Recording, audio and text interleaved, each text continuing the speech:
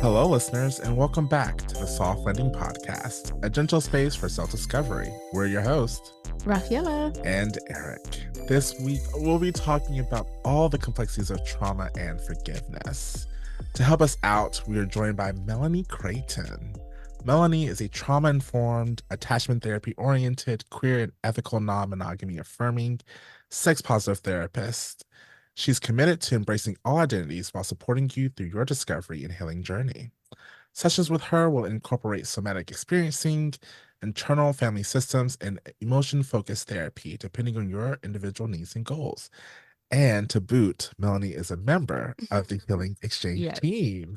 Welcome to the pod, Melony. Hey. Oh, thank you so much. Of course, we're really happy to have you join us. So to start off with Eric's inquiry, because we're talking about forgiveness, I figured we can maybe talk about what that looks like in our own lives, right? Yeah. Trying to put us on the spot. A little. So when I was thinking about this question, it actually took me back to my time in the Peace Corps, because I would say sorry and apologize like a lot. And in that culture, that wasn't really a thing for people to do. You would like use that term, the specific term that I was using, for honestly kind of bigger needs. People in their daily lives weren't necessarily saying I'm sorry or forgive me in a lot of different, situations. And I just remember constantly saying it, and then people would be like, Musa, what are you doing? You don't have to do that. And it got to the point where I was doing it so often, though, they kind of just went along with it, But it also made me kind of reflect on the fact that, like, growing up here in the US, we do often really apologize or ask for forgiveness for a lot of things that seem innocuous. And then for me, it was like, oh, well, then what is the meaning, or is that taking away the meaning of that forgiveness or for asking of it? And so that was what my mind was kind of ruminating on and kind of thinking about and reflecting on as I was asking myself this question. I was just having a response to specifically forgiveness in the US, because I was like, yeah, for everything except for what they need to. Right. But that's the thing, right? Like we use it in this, like, for all the small things. Yeah. I bumped into you, or right. showed up late, or whatever the case is. Yeah. Yeah. And so that for me was like that cultural clash, right? That made me think about even how we do that in the US, and really thinking about how can we, maybe not be so caught up on the niceties of forgiveness, but like the actual need and operation of it when it's warranted. Yeah. I don't know. Forgiveness is just like this. It's like this big brick wall. And everybody's like, how can I forgive this person? How can I forgive this person? And I think even for me, I don't know. I always was like, I want peace. And I felt like a lot of the peace I was trying to get is from like other people rather than like within me. So I think I did a lot of dismissing my own feelings just to like get to the next moment, get to the next thing. But as I gotten older, and when I was thinking about the question of like, what has forgiveness looked like for me, I definitely think about a time in my life where I had no choice but to turn inward, to really be like, this person is not going to be sorry for what impact they had on my life or what the pain that they inflicted. So I can't rely on them to receive that forgiveness. I have to go within. And that's been my journey thus far. So I don't know. I think forgiveness is just like, especially growing up in the church, it's like you have to forgive people. You have to. And it's just like, why? You sound like me. Yeah. Yeah, we're definitely going to talk about that more. Yeah, because my relationship with it, I'll speak from both sides of offering or accepting forgiveness and also seeking forgiveness. But I've always struggled with this command of forgiving people if they've done some messed up stuff. Especially if they are not seeking repair or forgiveness or anything like that. And I've spoken about this with folks to kind of get their perception on it, because I'm kind of I feel there are people in my life, for example, that I believe I can still maintain a relationship with, even if I have not forgiven them for something. And some people don't understand that. Yeah. You know? I'm like, well, I cannot forgive them for this and move on Yeah. while also being mindful of the boundaries and not putting them in more situations where they may betray or harm me around this thing, and then Right. trust them maybe in other areas, Yeah. or at least see what happens. And then, okay, if there's a lot of boundaries being broken, harm being done, then maybe we need to end the relationship. And that's kind of coming from a place of being in situations where maybe I didn't have control of, like, maybe not interacting with people, school settings, families, things like that. Like, these people are going to be around. So how can I Yeah. still navigate the relationship while also keeping my distance in certain areas? And had people kind of question, like, well, how can you like still be in a relationship with them if you haven't forgiven them? I'm like, well, a lot of the times it's also my internal relationship and forgiveness within myself, maybe. Mm-hmm. But I think that's something I'm still trying to sit with, because I'm hearing their perspective. I'm like, okay, maybe I can think a little bit more deeply on it. But on the surface level, I'm like, I cannot forgive you, and it's fine. And it doesn't mean I hate you, Mm-hmm. right? It doesn't mean that I don't want you around. I'm just kind of putting you in a place that I've seen you, I've seen how you operate, and I'm going to be really mindful of the ways that I allow you in my life, Mm-hmm. knowing that, there are going to be limitations. Um, with seeking forgiveness, I think it's always hard to recognize any hurt or harm we've caused in folks' lives, but I do take it very seriously to notice it on my own and or hear it when someone brings it to me.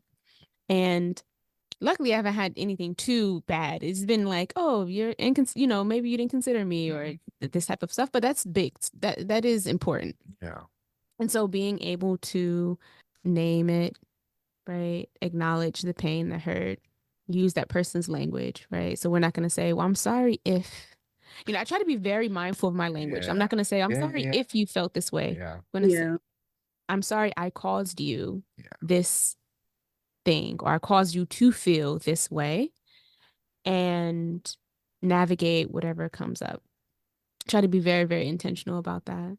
And then deal with my own emotions and feelings, because it's not their responsibility. And just being able to recognize their truth and impact and move on, with that person, or if not. But I do think I put a lot of energy and effort into it. And I've gotten, just good feedback on in my relationships of being able to do that. Mm. So that's how forgiveness shows up in my Yeah. life. Thank you Yeah. both so much for sharing all of that. I really appreciate it. So to start, we'd love to do some ground setting. So, we're talking about trauma and forgiveness.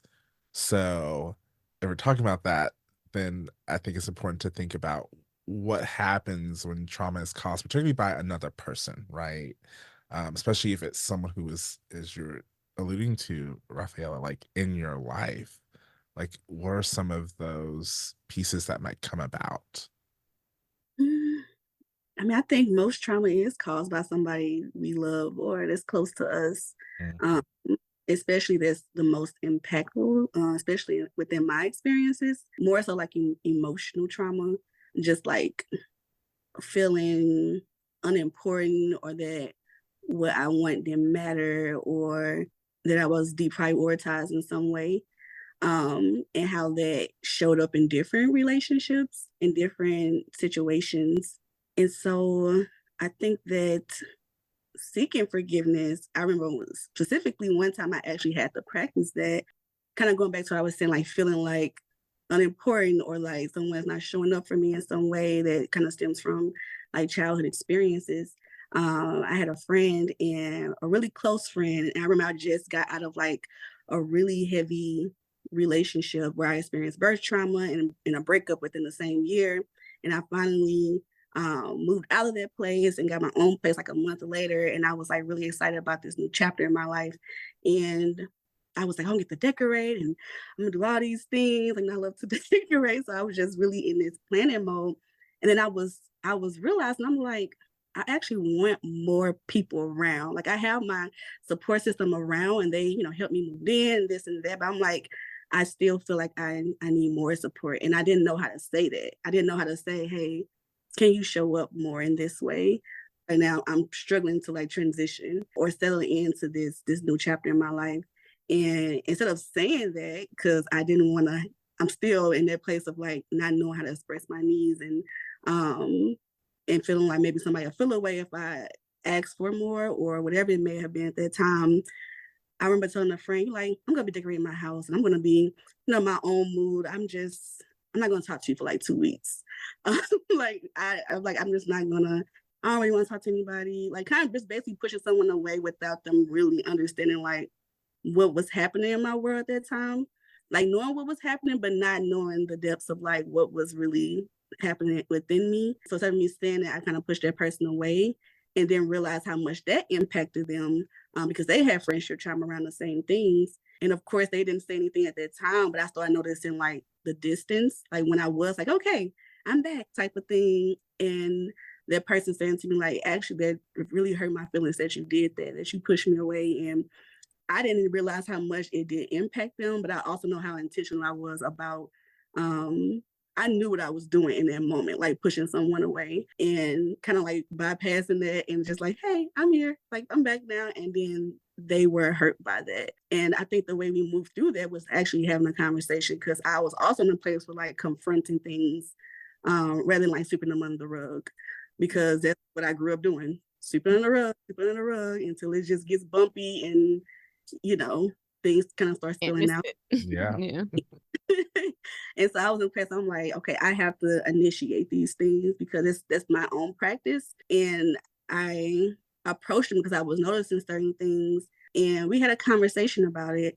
And it actually was really healing for us to get that out because we both were kind of like tiptoeing around it. And I was just like, okay, we got to, let's I realized that I did do something that hurt you. And after she, explained that, and I apologized for that, and they accepted that, and being able to like try to holding me accountable for what harm I had caused in that moment, and I had to take accountability for that. So I think a part of the forgiveness journey is like, especially more so for myself, is taking accountability of the role I have, whether it been me causing the harm or someone causing the harm to me, especially when I've stayed. When I knew it was time for me to leave certain things, I stayed. And I think a lot of times, whatever meaning we create from like our experiences really does matter, at least for me, because I feel like if I had became stuck in like, oh, I wish I would have did this, and oh, it's like, no,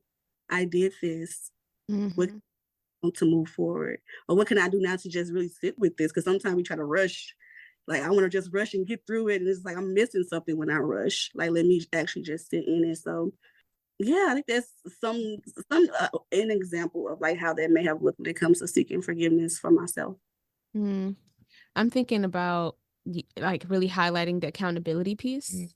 So I guess we're just talking about ourselves. So I'm thinking about this experience I had with a really good friend who was really disappointed about a way I kind of, I guess they felt, not I guess, but I'm trying to think about the more succinct way to describe it. But I kind of just left them. Like they were hanging out and I just kind of left and I took an item with me and I'm like, okay, I'm just going to go to the room. I'll meet you all there.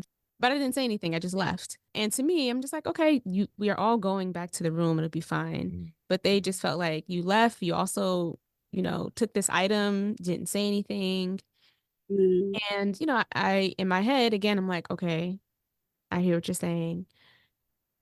Did some repair, but also the next time we had a similar situation and I knew I was doing something different, I checked in afterwards. Like, hey, I know that in the previous situation, you were really upset about this. I want to check in and see how I made you feel in this experience. And just being able to show up differently, because we always talk about, it's not really about the words, it's about the behavior. So even if you do apologize, are you going to move differently? And so I really wanted to make sure that the people that I enjoy having around me and in my life, that they also feel that same way. And I'm demonstrating that I heard you and I'm being very mindful and intentional about the way that I'm showing up. And I always think about that because it was such a powerful and positive outcome as a kind of standard that I'm holding with. We can have nerve-wracking conversations with folks and it go well, right? If we're doing it well enough. We're giving the best effort, and we're also following through with the changes that the person is saying they would like to see, especially if we feel like we can do that. It would be a different thing if it's like, well, I just don't think I'm up for it. I can't do it. Then how do you navigate maybe dynamic change and shifts? But I think that's a major piece that we often know is missing, but sometimes we struggle with being more clear or setting boundaries around like what we actually want to see in that person or in the relationship that would help feel more secure and stable. Yeah. That's a really great point.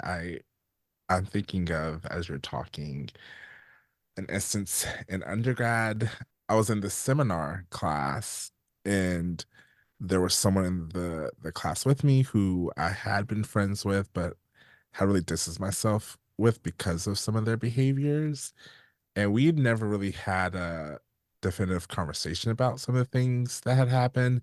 And it was never anything particularly directed towards me, but it was with how I saw them interacting with other people in our friend group and not really being okay with how they were behaving. And, it was interesting because as the class started and we were, going, weekly, it felt like the way they were talking and often kind of reference to me and pulling me into the conversation and connecting me within it felt like it was this relationship that like currently we did not have. Right. And I had to So it make felt like inauthentic, and why are you pulling me like the proximity maybe? Yeah, it just felt like, why are you saying my name in these things? And I'm like, we haven't talked in months, right? And And you didn't want to be sorry, I'm like no, you're good. around You're it. cool. No. It's so funny. I don't know if I'm being a therapist or I'm being nosy. I don't know which one it is. Oh, but I remember just feeling kind of unsettled about the situation, and I had to look within of what was my capacity, honestly, for forgiveness to be able to be in a relationship with this person in this course, because it was also a really connected class of people. It was like a small seminar class of maybe 14 people, really talking about some just really big topics and ideas around how we wanted to create change in the world and what we're experiencing in it as well. And so I was like, let's get breakfast somewhere. I invited him out, and we got together and we just sat down, and I shared with them like what I was experiencing and feeling about things that had happened, how things that were occurring in the class was making me feel kind of weird. And we were able to have this honest conversation that allowed us to get to a better understanding, and for me to be able to show some like forgiveness towards him of like, okay, we've talked about these things in the past that have happened. We've talked about where you are currently around some of these behaviors.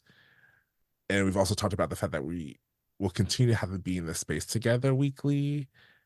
And I didn't want, almost like, I don't want to say animosity per se, but I didn't want this feeling of being on edge with this person in the space with us, because I felt like it wasn't going to be productive or helpful. And so reaching this place of understanding and forgiveness, and maybe even kind of we talked about of like, I did give them of what happened and my feelings and stuff around things, but also was like, how do we just exist in the space together? I'm really grateful for taking that chance, right? Because I think it was a lot to do that, because again, I don't even know if they were fully aware of my feelings around all these things, but it speaks to like just how difficult it can be to like take that step, to see it as something that is serving this higher purpose within my own life, but also within the context of that relationship. And it honestly, after having that conversation, it made it a lot easier to be in a relationship with them within the context of this class. And I'm glad, because I don't know if I would have enjoyed that class as much if I wasn't able to let go of some of the stuff I was holding on to. What happens though when because it's not like we can have conversations with these people, even if it's hard. I think that whether it be the friends or whoever it may be, there was a conversation taking place, but what happens when we are not having these conversations, or when approaching certain individuals is just like a conversation it will only cause more harm. How do you experience forgiveness without a conversation with the person who either caused the pain, or even if you're trying to, like, say, apologize for the behaviors or whatever have happened, they're not receiving it. So if a conversation cannot happen, what other ways can forgiveness be experienced? Going back. Are you asking us? Yeah, I mean, I'm just because I'm like, bro, because I Throwing it back on us, Melony. no, keep hearing like I shared my experience of, like, I had the conversation, and of course that person was able to we were able to have a conversation, hold space for each other. And then I'm hearing, like, you always talk about having conversations, but like what happens when a conversation is not possible, or it causes more harm, or the person's not able to receive what we're saying, or the other way, or vice versa? I'm thinking of some experiences that I'm able to look at with a lot of different hats on. So I'm thinking of some trauma stuff, right? Yeah. Especially in childhood. And as an adult, my ability to recognize the factors, understand where that person was mentally, emotionally, and all this other stuff. Mm-hmm. And being able to say, maybe, they were a kid at the time, they didn't know any better, or they were using this substance, or whatever the case is. Yeah. And if it is a situation for me where I'm like, maybe it's something I can't necessarily forgive this thing, but I still want to or have to be in a relationship with them, that may not be a productive conversation, right? Because even the things that I can recognize, I don't know if they recognize it, right? What if they are dismissive or Mm-hmm. defensive? Like, well, during that time I used to, I was on drugs or whatever the case is, but they're completely not able to sit with it and recognize the harm that was done. So just for Yeah. an example, do I have the capacity to hold that space and recognize it? And is that enough? That may not be for everyone, right? Mm-hmm. Some people might need that person to acknowledge not only with the harm that was done, but to hold themselves responsible to whatever the factors were that contributed to it. But I think it's different. For me, it's different not only for the circumstance and the person, but a lot of different factors that can make me say, I can forgive this person without a conversation. And other situations where it's like, now we're not cool. We should not be in circles together. Versus, and I do want to have a conversation about this because I need you to know, and or I need to be very clear about some of these boundaries. And it's hard to move forward without us having this conversation, right? Otherwise, you're just going to be stomping all over like my preferences, boundaries, because I never expressed them to you.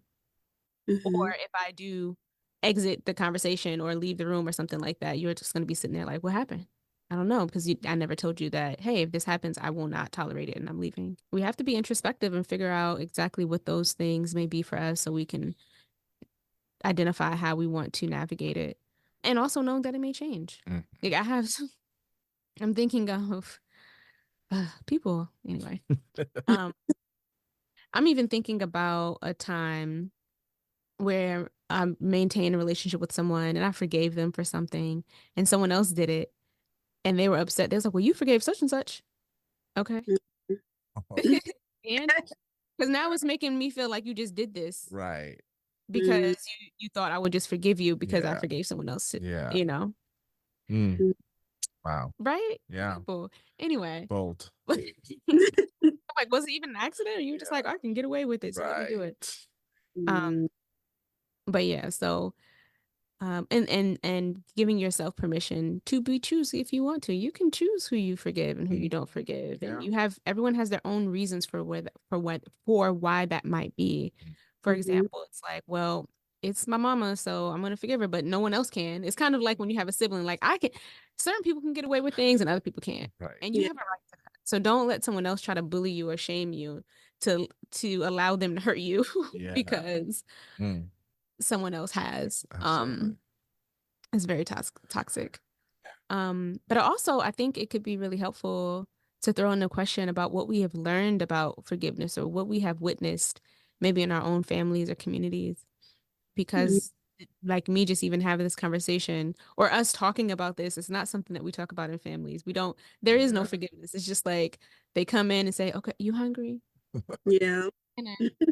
No acknowledgement about anything that happened. Siblings, go months, years without talking, and then all of a sudden they're back at it. But yeah, so what have you all learned or witnessed about forgiveness, and how have things changed over time as you've kind of learned more and grown, I guess? I know it's a big question. It's a little messy. I'm looking. Is it? I don't know. In families, I mean, like you said, if our parents hurt our feelings and they know they did, but they'll be like, you want something from the store, and even clients come to me and they tell stories, like we have similar experience where it's like, my mom, my dad don't apologize to me. It's just like, you want some, you ready to eat. It's like this is the offering. This is what olive branch or something. Yeah. My olive, but this is not. But I can't say I apologize, and I think that it is important for parents to do that. But obviously, that's not the case for everybody. And I think I had got to a point where I was just like tired of people not taking accountability. But I think also I can't make somebody take accountability, but I can also speak my truth. And I think I got to a point as I got older, especially now I was like grown. I was like, I'm grown. You can't. This is not how it's gonna be when I was younger. Like I have a voice, not gonna like this. We're both adults here, and biologically speaking, but like, and I remember specifically, I have a lot of like emotional trauma around like with my grandmother, like especially when it comes to like whether it be like how old people say stuff about your bodies, but they are like overweight too, or like they things, oh, you look like you smell it. Like they don't even say hi, like, oh, you look good, or oh, anyway. And it's just how like, are you? exactly. Or things like I would hit, like when I was younger, I was clumsy. Like I'll do things and like, oh, I hurt myself. So like I accidentally like smashed my hand in the cabinet. Oh, God did that because you wasn't listening. Like doing things like that. And I think over time I got tired of that type of behavior and messaging, because it made me question like, well, y'all say God is good, like why would God do that? Like I was just a curious kid a lot of times. I just was like, some not adding up. And as I got older and I started to have a relationship with God myself, or just like understand things and like realize like, yeah, that wasn't right or whatever. And I had wrote my grandmother a letter because I'm like, this continuing to happen. I don't have resentment towards my grandmother. And I think the kind of going back to what you were saying about having a conversation, I wanted to be able to speak my truth without anybody throwing something on it. Like I don't know, I just wanted really to get everything out without any back and forthness. And so I read her, and I kind of, I don't know if this is still a thing, but the shit sandwich, where it's like you say the great things and then you get the shit, and then you kind of form it, you kind of end it with like what's next, or like how we want to move forward. And I remember like sharing like, all the amazing things my grandmother is and how she is a great person in my life, and the experiences we had and how I feel about her as my grandmother. But I was like, and this is how my experience has been with you. They are not so great. And I don't comment on my weight. Don't ask me when next time I'm going to church. If I want to go to church, I will let you know. That's not where I am in my life right now. Just kind of just setting those boundaries with her. And I said, if this is not possible for you, then I can visit you when we have families and stuff, but I will have to have some distance from you. And I know my grandmother is really big on family. Like she would hate that. Like we're her only like grandkids. My mom is the only child. And so I wrote that letter. I left it on her bed when she wasn't home. And my grandmother ended up reaching back out to me, and she fully received it, and she apologized. And I was like, oh, shit. No, that's okay. And I was like, we want to have a conversation about it, we can, but I'm not looking for a conversation really. I just wanted to let you know these are my boundaries. This is how I'm going to move forward. And if you can't respect those, then I would have to have some distance from you. And she apologized. She was basically took accountability for certain things. And yeah, and she hasn't been doing the things that have crossed my boundaries. I was like, okay, that worked. And I felt, but I still, even if it didn't work, I felt more at peace by speaking my truth and like actually stating my boundaries and honoring them as well. And I think that's where the forgiveness started to happen as far as those things. Now, do she still do those things with other people? But I was just like, hey, they have to do their work too, and her work And we were still. hoping for a spillover, but I guess not. A generation. Somewhat happened, but you know, I know what this is not about. Like, this episode isn't about body shame and image, but yeah. I just wanted to put into the space how common of an experience this is for so many people. And really, I mean, if we have any grandmas, mimas, nene, abuelitas, all this stuff listening to this episode, Yeah. I just really want you to consider for a moment where you learned that behavior, Mm-hmm. as the likelihood of it being done to them is high. We can see it, we hear about it, and the Mm-hmm. impact it had on you, and how we can start to make some shifts in the behaviors that we try to, or that we pass down to other people, because it is causing distance and resentment and low self-esteem and confusion Yeah. for the generation that follows. But as a myself and as a therapist, we hear about this all the time, like just the shaming. And even, the grandparents are like, I'm telling her for her own good, or I'm letting him know this. And I'm just like, you think they don't know? You do think they don't have feelings? Yeah. Especially at this point, this is not the first time you brought it up. And we have an episode on going no contact, and how for some folks it is just like, I need to just let this go. Yeah.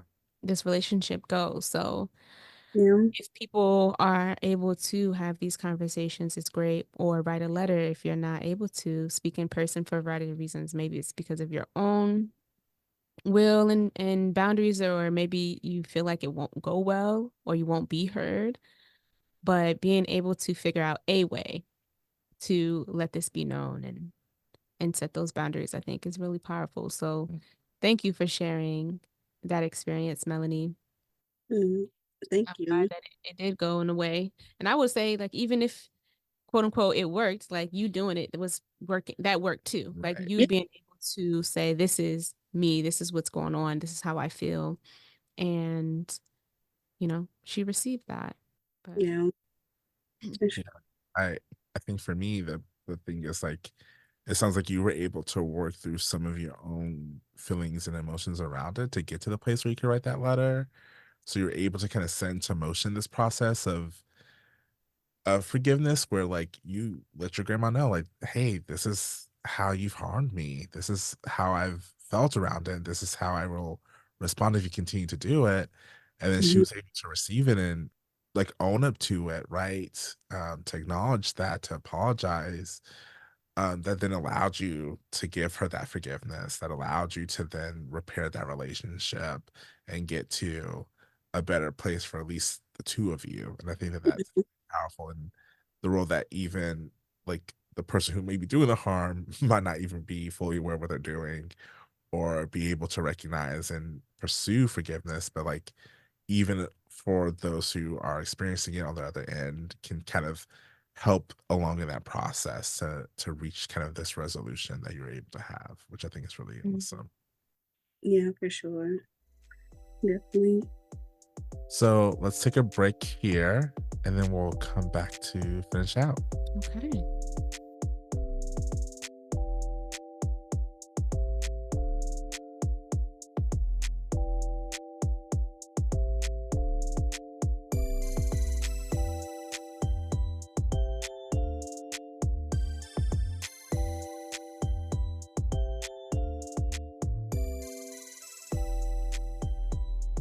All right, and we are back, y'all. So, we talked a lot about just journeys around forgiveness, kind of how we navigate that piece, talking about some of the familial pieces that can, really rear its head. But I would love to talk about how we can maybe navigate feelings of anger or frustration or resentment while also trying to forgive. Like, what does that look like when we're maybe still holding on to that hurt, but want to get to a place where we're able to take this next step?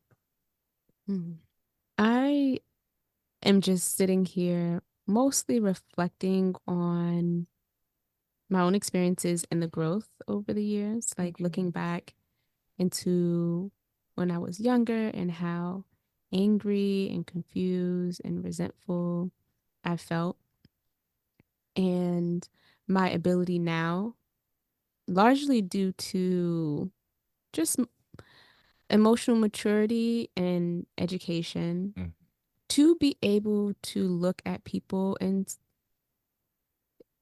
different lights outside of me and even the harm that they've caused me. Yeah. Being able to shift from questioning myself, was I not good enough? Why didn't they do this? To them and what they have going on and the impact, or, you know, their lived experiences and how that has impacted how they treated me or showed up for me or didn't. So I think so much of it has been related to acknowledging that stuff. And I mean, my anger was loud, you know, in some spaces and other spaces it wasn't. But I know quite a few people who be like, you are an angry kid. You are angry at school. Like, yeah, I was. So letting it exist and be what it was, but it definitely did lead to behaviors that caused me more harm, like even outside of that person, right? Just different situations I would put myself in and relationships that I was in, to now, you know, being able to not insert myself as the main focus of that person's story, that can add more perspective and even compassion and understanding. Like when I've really been able to say, you know, this impacted me and they did do this thing, but it really started way before me. It has nothing to do with me. I'm just kind of like, I'm in the mix, has been tremendous for just my own healing, versus when it was all like I was at the center. And so I took it very personally, you know. So yeah. And then I've gone to a few smash rooms, you know, like I'm gonna break some shit. And so me and my friends went a couple years ago and we called our group, I forgot what it was, but something like healing trauma or smashing trauma or something like that. And we were just going to town, I love breaking it. stuff. I want to do that so badly. So you got to move that energy out the body. So yeah, but I think being able to do that looks at different ways for folks. So I'm definitely interested to hear what you all have to, your perspective and experience with the emotions of it, the disappointment and everything. I think for me, anger was something I never really expressed, especially I think being being labeled as like the golden child or the good child and things like that. Like the good child doesn't show emotions that are like rah, like angry, and like that was the story. So there was a story I kind of stuck to, along with me just like wanting to keep the peace. So I'm like confrontation, being loud. I never liked yelling, witnessing yelling growing up, and seeing how anger just really like destroy people. It made me like not wanting to be angry, and realizing that it's an acceptable emotion, but how it was displayed growing up, I was just like, yeah, we're not getting to that place. However, it started to impact me when I was leaving the home I shared with my ex. And there's certain things I don't let slide, but it's certain things where it's like certain disrespect or certain things that kind of just really get to me. But in that moment, I wasn't able to express it, because kind of going back to like, I don't want to, how people would perceive me if I show this anger. And I left that relationship silent. Like in so many ways that was powerful for me looking back, but other ways I'm like, I remember after I left the home with my ex, because I was like, I'm getting whatever was in my name, I'm taking my furniture out, like all these different things. And I have my mom, can I come back home? And then as an adult, I was even mad at things. I'm like, I told myself I'll never go back home once I move out, but I went back. And when I was in my little brother's room, that's where I was staying, and I was in his bed every morning, I would wake up so mad, like, oh my God, can that fucking happen? And I was so mad. I was like, I should have did this. I should have did that. I could have really did this. And I was like, why didn't I do those things? Why didn't I do it? That was some of the reason why I didn't do it. I'm like, I believe in, things kind of coming back. Plus, I was in my grad program. Like, I don't want nothing. No smoke. No. I'm not about to be in no trouble. I know I did the right thing by leaving silently because it was no speaking to that person. And so when I left, and I was just angry every morning, just every time I woke up, I was just thinking about it. And I remember over time, I couldn't really accept my anger at that time. I tried to like push it away a lot. And I remember a year later, well, almost a year later, Bad Boys, was it 3 came out? Yeah, Bad Boys 3 came out.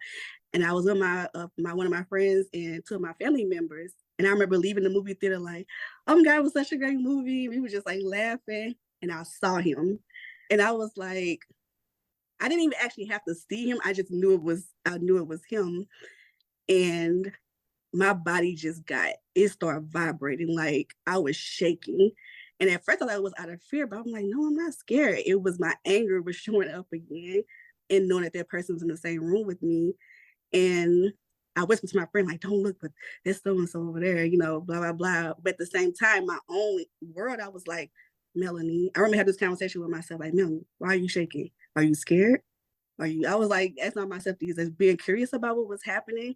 And I was like, you're okay though. You with your family, like, it's okay.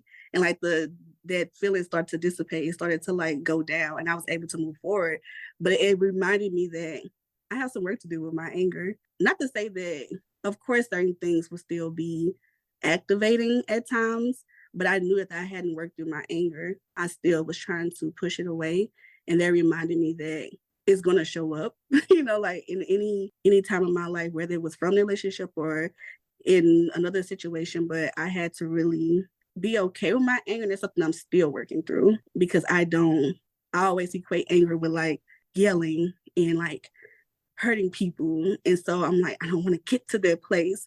But then people feel like they can just walk over me. I'm like, no, I'm nice and all, but we're not doing that. So I think even for myself and I'm open with that about my clients at times, just like there's still certain things I'm working on. I'm like, don't think therapists are just like hired then and we're looking at you like, yeah, you need to fix your shit. Like, no, we're actively, well, at least for me, I'm actively not even fixing, but like sitting with my things and navigating them and moving through them. So anger is still something that comes up for me. And I'm just like, ooh, I can be expressed with certain people, but with people that for some, especially in romantic relationships, that's still something I'm like working with. Everybody else, yeah, I'm going to let you know that I'm upset and I don't have to, we're not going to fight or anything. It's not nothing like that. But when it comes to romantic relationships, it's something I'm still like, I have some issues with showing anger and understanding where that comes from. So yeah, that's still my work to be done. And I think I'm in my own therapy as well. So normalizing that as well. And yeah, that's where I am with anger. Mm-hmm. I'm thinking about how often, I don't know if this is true for you, but something that was coming up around difficulty with expressing anger in romantic relationships. I'm curious about if it's just related to the messaging that specifically cis women receive around not wanting to be the crazy girlfriend. Right? Yeah. How much is just like play it cool, just don't make it a big deal. If you want to leave, just leave. Don't bust windows out the car, key cards and all that kind of stuff because of the messaging behind it. So again, and it may not be that big. It could just be, be the bigger person. Don't let men bother, not what's the word? Get under your skin. Get under your skin. Yeah. So it's like if you show anger, then it means like he got the upper hand. And so so it could be a bunch of those different messages.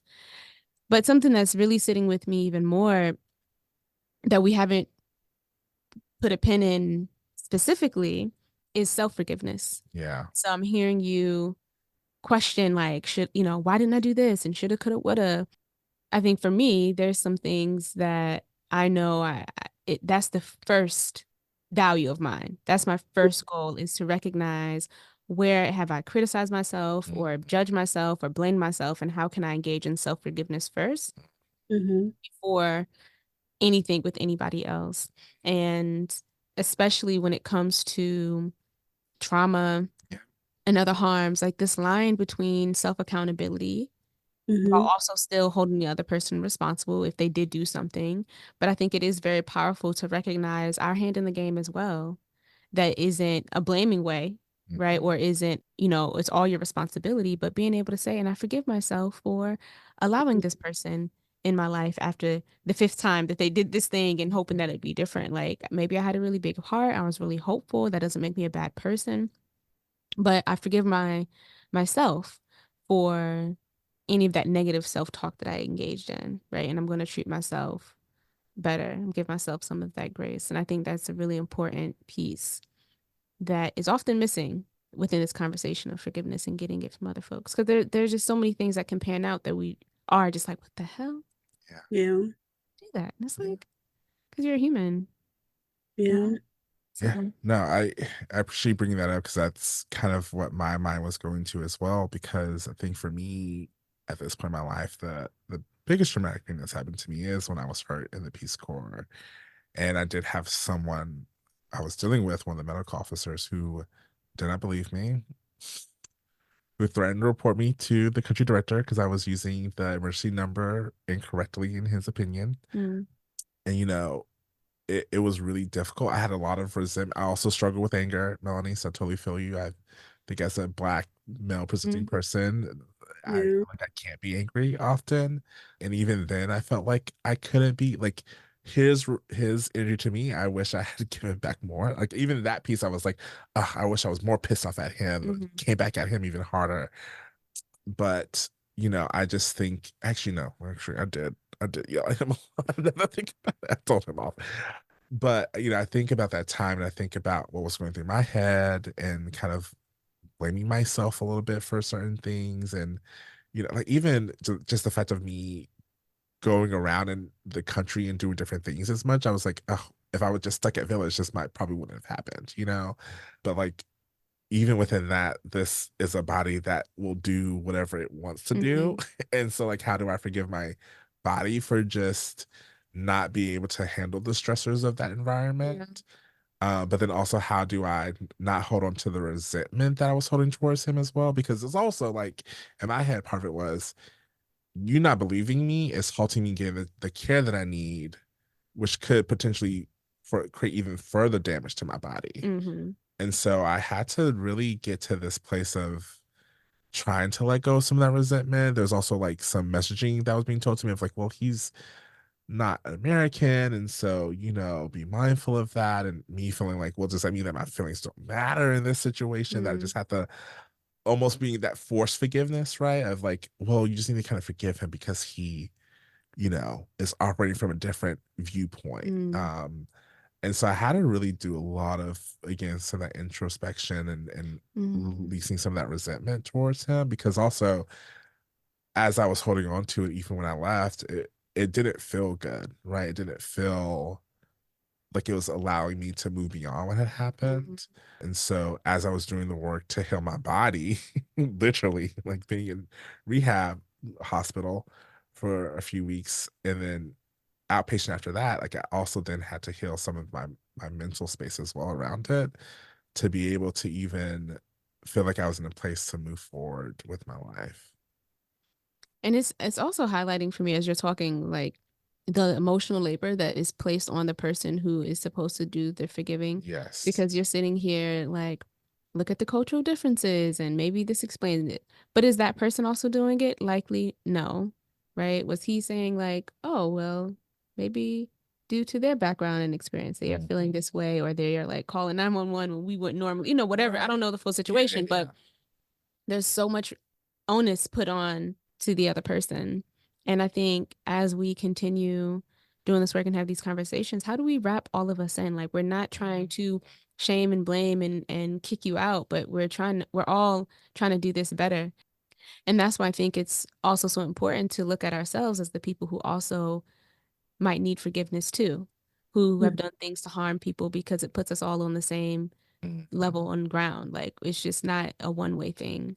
And then it can make it easier to have these hard, tough conversations where we would want to be defensive, but it's like, hey, look, I've done some fucked up things too, and this is how I mishandled it. This is how I've grown. This is how I'm still trying to figure things out instead of just pointing the finger, because we know it doesn't work that way. We do get defensive, but we're just trying. So I like that you mentioned that, and just like this call. Look, all these call of actions we got this week to the grandmas and to the directors. Yes. How can we do things a little bit differently? Absolutely. Better. Sure. Mm-hmm. Well, Melony, as we are drawing to the end, do you have any final thoughts or advice for our listeners? I don't know, like two like things I've saw before, like two quotes, I guess, or reminders. And one is like, I think maybe my best friend said it or she saw it somewhere, and it was like, all emotions are acceptable, all behaviors are not. And that, I think that sit with me, because it's like, okay, it lets me know that, when we're human, we're supposed to experience emotions. We're supposed to experience anger, all the emotions. And it's just like, how can I approach them differently than I've had before? Like, what would it mean for me to be able to express my emotions and be with my emotions, rather than like taking over and causing more harm to either myself or someone else? And another quote that came to mind is, you're trying to keep the peace like all around you, but without the peace within you. And I think that's relevant to me, because I feel like I'm not trying to keep the peace around, well, at least in the past. It's a lot different now. But I'm always, even that part kind of comes up at times, but like for the most part, I can, I'm able to like, no, my peace is just as important as anybody else's peace.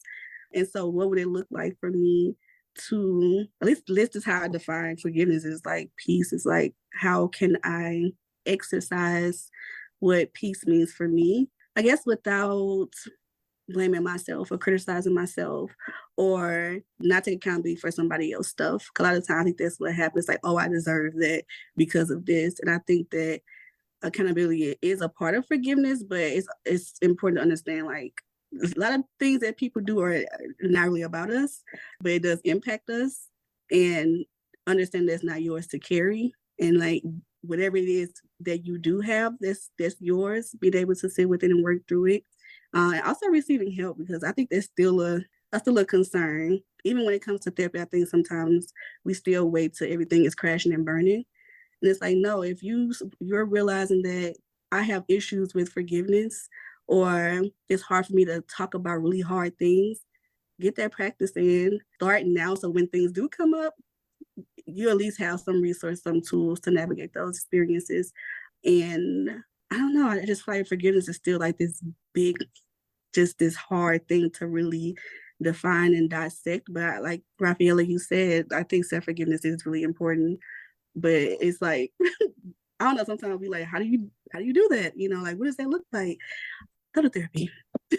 Or reach out to someone who has, listen to other people's stories, be curious about certain things. Yeah, just continue to hold space for yourself and get to know yourself. And yeah, that's probably some of the last things I would say. Thank you. I appreciate that. And particularly the piece around, like, you can't necessarily be worried about making peace for other people, because I think that's another piece too that I don't know we touched on specifically, but like, you also don't owe anyone forgiveness within all of this, right? That is I think a personal decision, and we can do the work to figure out for ourselves how much we want to go down that road. Mm-hmm. Absolutely. Yeah. I mean, we have to keep in mind that there are natural consequences to our actions. Yeah. And so that might mean ending an end of a relationship. Mm-hmm. Even if we do our best apology and change behavior, someone else has a boundary. The most we can hope for is that we just do things differently with other folks in the future. Absolutely. Yeah, for sure. Well, Melony, thank you so much for joining us today to really wrestle with the complexities of forgiveness after trauma. I think this conversation took a lot of care. So we're really grateful that you were here with us to provide it. So is there anything that you would like to promote, and where can people find you? Nothing to promote necessarily, other than I do have an IG page. I have 2 posts. I'm working on it. I'm working to be more consistent with showing up and like highlighting my work as a therapist and just my own journey. And that is Melony Crayton. So just my name on IG. And other things are brewing, but I don't think it's time to talk about those things. So that just means you should go follow Melony so you can figure out what these things are brewing down the line. Yes. Yeah, for sure. Oh, I also Surrender to Thrive is another place where I hold just community, hold space for just other wellness professionals and podcasts as well. That's coming back pretty soon. So that's Surrender, the number 2 Thrive _ on IG. And with that, you can follow us still at Soft Landing Podcast on Instagram and check out at healingexchange.com/podcast, where you can find all of our episodes. Yes. And all of the amazing worksheets that we created to go along with each one of them. You can listen to us on Spotify and YouTube Music. And while you're there, rate us and subscribe so we can stick around with you. So, with that, goodbye. Bye, everyone.